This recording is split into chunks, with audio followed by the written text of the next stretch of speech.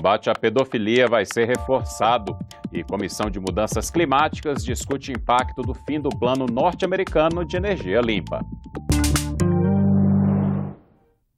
Boa noite. O Senado aprovou hoje 2 mudanças no Estatuto da Criança e do Adolescente para combater a pedofilia. E não sobre o faturamento. Os senadores aprovaram 2 projetos que alteram o Estatuto da Criança e do Adolescente. Um deles foi apresentado pela CPI da pedofilia. Ele permite que policiais se infiltrem na internet, desde que com autorização judicial, para investigar crimes sexuais envolvendo crianças e adolescentes. É por intermédio da internet que grupos que exercem essa atividade criminosa da prática da pedofilia e que, sem a possibilidade de investigação dentro da própria internet, se torna difícil o processo de esclarecimento desses crimes, como também e principalmente a possibilidade de atuar preventivamente. A exploração sexual de menores já tem pena prevista de 4 a 10 anos de prisão e multa. A outra proposta aprovada acrescenta que o dinheiro e os bens apreendidos nesses casos sejam destinados ao Fundo dos Direitos da Criança e do Adolescente do estado onde o crime ocorreu. Uma pessoa que é proprietário de uma casa e usa a sua casa, senadora Vanessa, para fazer um prostíbulo para exploração sexual da criança e do adolescente, uma vez configurado esse crime, ele, além da prisão, além da multa, se ele for dono daquele imóvel, ele vai perder a casa. Para virar lei, as 2 propostas precisam da assinatura do presidente Michel Temer. Outro projeto que passou pelo plenário pode tornar mais baratas as viagens nacionais compradas em agências de turismo. Ele limita a cobrança do ISS, Imposto sobre Serviço, à comissão que remunera a agência. Essa medida evita que o consumidor pague 2 vezes o mesmo imposto. Por exemplo, hoje ele paga ISS sobre diárias de hotéis e também sobre o pacote de viagem completo. As empresas de turismo pagam ISS sobre as atividades que elas exercem no sentido do que elas ganham. Muitas empresas fazem subcontratação ou recontratação de passagens, de hotéis, e isso, em tese, estava entrando na base de cálculo do pagamento do ISS, o que era injusto, porque isso não é receita da agência. A agência fica apenas com a comissão. Então, nós estamos clarificando a legislação exatamente para dar condição de se cobre efetivamente o ISS sobre o ganho da agência. Essa proposta ainda tem que passar pela Câmara para virar lei. O plenário também aprovou em primeiro turno uma PEC que reconhece como válidas as ações do governo de Tocantins nos primeiros 5 anos de criação do Estado, entre 1989 e 1994. Falta agora votar em segundo turno, antes da proposta seguir para análise da Câmara. Os senadores também reconduziram Marcelo Vinoprado ao cargo de diretor da Agência Nacional de Transportes Terrestres. A recente decisão do governo americano de acabar com o plano de energia limpa e incentivar a produção de carvão mineral e petróleo nos Estados Unidos foi discutida hoje pela Comissão Mista de Mudanças Climáticas do Senado. Apesar da preocupação, os parlamentares, diplomatas e ambientalistas ainda não sabem o real impacto dessas medidas para a implementação do Acordo de Paris, firmado em 2015.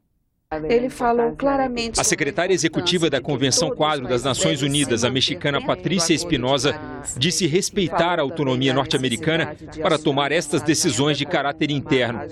Ela preferiu enfatizar a forte adesão ao Acordo de Paris em escala global. 16 meses depois da assinatura do Acordo de Paris, o acordo foi já ratificado por 141 países.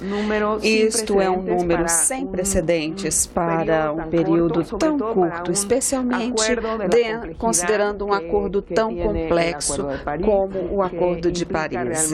Já o professor de Relações Internacionais da Universidade de Brasília e especialista em mudanças climáticas, Eduardo Viola, acredita que as forças da globalização econômica, representadas pelas grandes corporações, já assimilaram tecnologia de baixo carbono e que isto não poderá ser revertido por reações nacionalistas locais. Exemplo da eleição de Donald Trump.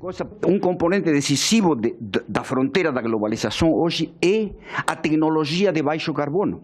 Não apenas a tecnologia em energias, o complexo solar, eólico, rede inteligente de transmissão, baterias. O mundo corporativo americano, o mais avançado, ele está totalmente investido hoje em baixo carbono. É muito diferente de 10 anos atrás. As reações nacionalistas, tipo Trump, o tipo nacionalismo xenófobo da Europa, são momentos episódicos que não têm densidade, não têm capacidade de triunfar. O embaixador brasileiro Antônio Marcondes disse que o desafio do momento é regulamentar o Acordo de Paris em no máximo 2 anos, para que ele traga efeitos práticos o mais rápido possível.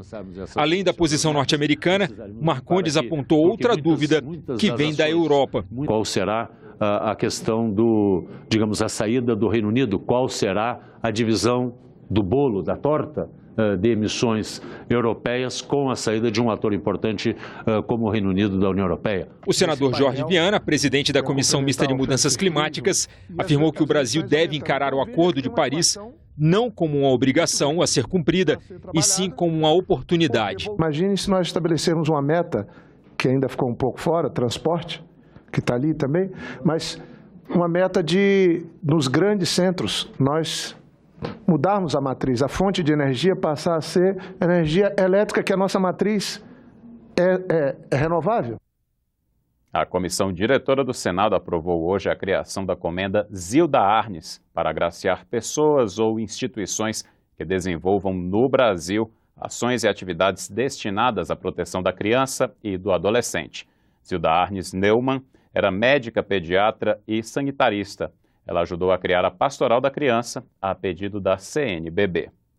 Flexibilizar os prazos dos contratos de concessão do setor aéreo, ferroviário e rodoviário, desde que façam parte do Programa de Parceria de Investimentos do governo federal.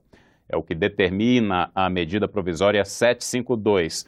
O relatório do MP foi aprovado hoje pela Comissão de Deputados e Senadores. Agora, o texto precisa passar pelos plenários da Câmara e do Senado para não perder a validade. Os 2 pontos centrais são permitir que uma concessão seja prorrogada antes de chegar ao fim e a possibilidade de relicitação, ou seja, encerrar um contrato que não esteja funcionando e abrir um novo processo licitatório. Essa medida provisória ela busca reduzir o custo de produção, ela busca minimizar o custo para o trabalhador brasileiro e agregar valor para quem exporta. O ponto mais debatido para a aprovação do relatório foi a garantia de passagem nas ferrovias. O que acontece é o seguinte: a concessionária responsável pelo trecho ferroviário deve abrir espaço para outros usuários aproveitarem a estrutura. O senador Caiado queria garantir uma janela de pelo menos 20% para terceiros. Como é que eu vou poder amanhã responder ao setor da economia do meu estado de Goiás a passar de uma ferrovia? Todos nós vamos ficar lá olhando a ferrovia passar e nós goianos mesmo, parabéns, está servindo a empresa tal, servindo a empresa tal e nós estamos aqui sem poder transitar com o nosso produto. A preocupação do senador Caiado é que os produtores locais não tenham como usar a estrutura ferroviária para escoar a produção. Já o relator da matéria garantiu que o texto é suficiente para dar a passagem a terceiros. Ele explicou por que não colocou um percentual mínimo nessa estrutura. Se eu reservar uma parcela para alguém que no futuro, não sabemos quando, num prazo de 30 anos de concessão, possa vir a utilizar esse percentual, aquele que está tendo a carga transportada está pagando pela manutenção de uma parcela da ferrovia que fica ociosa. O relatório também dá uma chance de renegociação às concessionárias que não estão em dia com seus deveres. Em contrapartida, haveria uma redução nas tarifas de pedágio. Você terá outras notícias a qualquer momento na nossa programação e também na página da TV Senado na internet. Obrigado pela companhia. Boa noite e até amanhã.